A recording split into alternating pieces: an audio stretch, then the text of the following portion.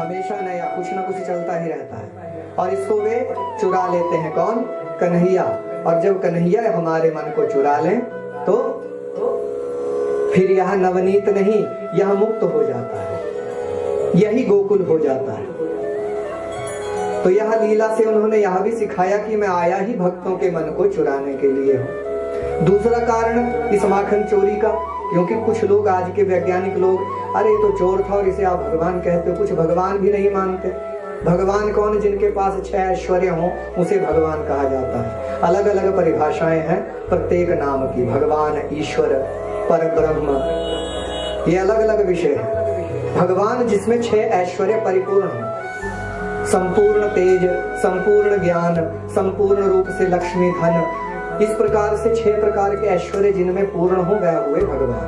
पर ये हमने कुछ नाम अवतारों के कारण दिए हैं, अन्यथा जो इस सृष्टि का संचालन करने वाली शक्ति है वह पर ब्रह्म परमात्मा ही भगवान है। बोलिए श्री कृष्ण कन्हैया लाल की।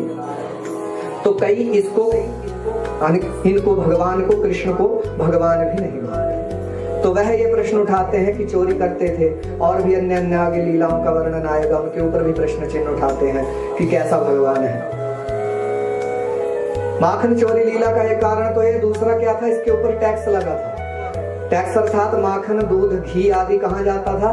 मथुरा को। और मथुरा में कौन थे? दैत्य प्रवृत्ति के लोग। राजा के जितने भी मंत्रीगण थे और पहलवान भी पाले हुए थे, वो पाप कर्मों में ही लिप्त थे, और उनको पुष्ट करने के लिए दूध, दही, घी, माखन कौन भेज रहा था? गोकुलवासी, कर के रूप में। तो चुराना शुरू कर दिया कि होगा ही नहीं तो टैक्स क्या देंगे। तो उस टैक्स को बंद करने के लिए कि हमारी बात तो ऐसे मानेंगे नहीं, और इससे हम ही पुष्ट हों, गोकुलवासी पुष्ट हों। ये तो सब मरियल से होते जा रहे हैं और उनको, पापियों को हम पुष्ट कर रहे हैं। ऐसे आतताई राजा को टैक्स नहीं देना चाहिए। धर्मात्मा राजा हो उसको टैक्स देंगे तो क्या होगा?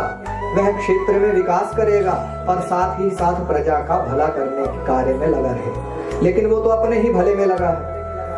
तो इस कारण से माखन चोरी लीला को प्रारंभ किया।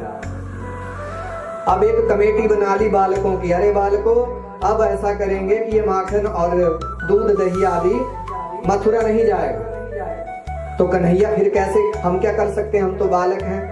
अपने अपने घर में चोरी करो। अरे चोरी करेंगे तो मार पड़ेगी। अरे अभ्यास तो करो, अपने घर से शुरू करो। अगले दिन फिर इकट्ठे हुए। हाँ भाई, किसने किसने की? किसी ने बताया मैंने की, मैं पकड़ा गया। किसी ने बताया मैंने की, मैं नहीं पकड़ा गया। किसी ने कहा मेरी तो डंडा परेड हुई, मैं कान से हाथ लगाता हूँ, मैं दोबारा नहीं करूंगा। इस प्रकार से सब कहने लगे। अरे तुम्हें पता ही नहीं है कैसे करते हैं, मैं बताऊंगा। बोला ठीक है, तो फिर इस मंडली के अध्यक्ष तुम रहे और तुम्हारे ही सानिध्य में हम ये सारा कार्य करेंगे। तो क्या बन गया फिर? ग्वाल बाल चोर मंडल। और उसके अध्यक्ष कौन हो गए? कन्हैया। और लगी चोरियां होने। घर घर जाते, जहां भी छींका दिखता, यदि बहुत ऊंचा है तो ग्वाल बालों के ऊपर बैठ करके ऊपर चढ़ते और छींके को निकाल करके सबको बांटते। स्वयं नहीं खाते, स्वयं तो वैसे ही उनको खिला के प्रसन्न है। कुछ बंदरों को खिलाते, और जब बच जाता तो बोलते ये माखन तो सड़ा हुआ है। सड़ा हुआ माखन रखती है गोपी और मटकी फोड़ के भाग जाते हैं। जब परिपूर्ति कर दी तो माखन सड़ा हुआ है। जब इस तरह की स्थितियां होने लगी, कभी बछड़ों को छोड़ रहे हैं। वत्सान मुंचन क्वचिद समय कोश संजात हासः स्तेयं स्वांगदत्त धदधिपयः कल्पितैः स्तेययोगैः मरकान्मोक्ष्यन् विभाजाति सचे नाति भाण्डं भिन्नते द्रव्यालाभे सगृह कुपितो यत्र कोश्यतो कान।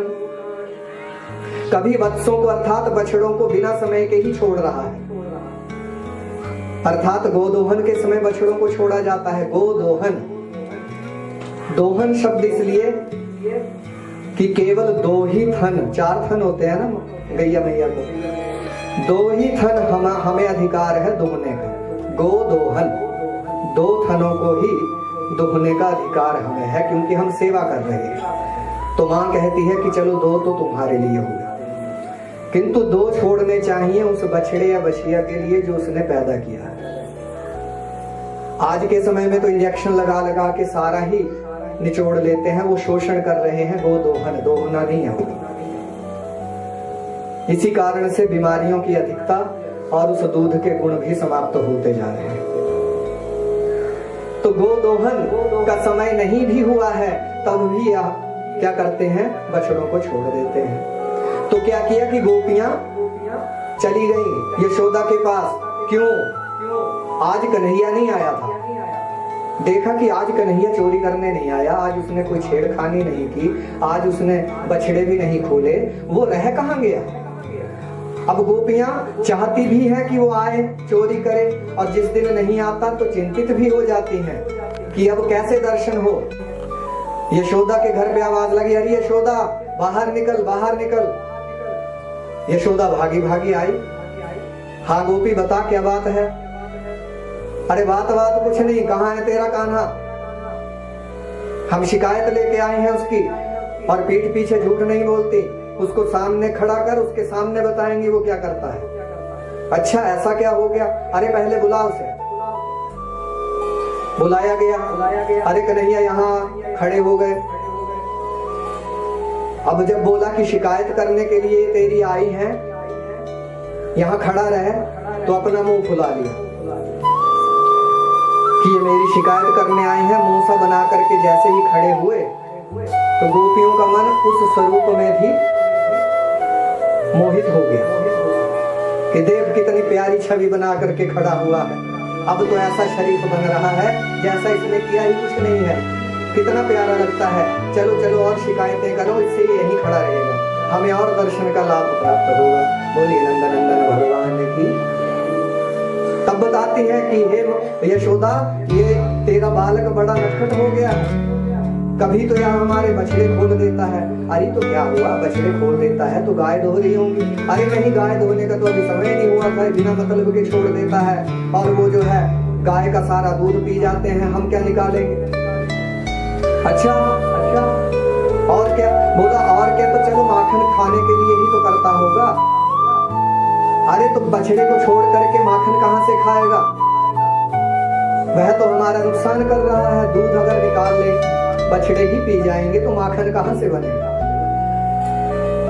लाला ऐसा क्यों करता है? नहीं नहीं माँ, मैं नहीं करता, ऐसा कुछ नहीं करता। मैया ये झूठ बोल रही है। अरे कन्हैया सामने सामने झूठा कह रहा है, हमने खुद देखा है। और मैया ये तो बछड़े छोड़ने की बात छोड़ो, छींका उतारता है माखन का, कितना भी ऊंचा रख दो, और फिर उसमें से पहले सबको खिलाता है, फिर बंदरों को, और फिर उसे तोड़ के चला जाता है। अब मैया इस बात से भी रुष्ट हो रही है और उसको बोलती है, कन्हैया तू सुधर जा और माखन की चोरी छोड़ दे, नहीं तो मैं तुझे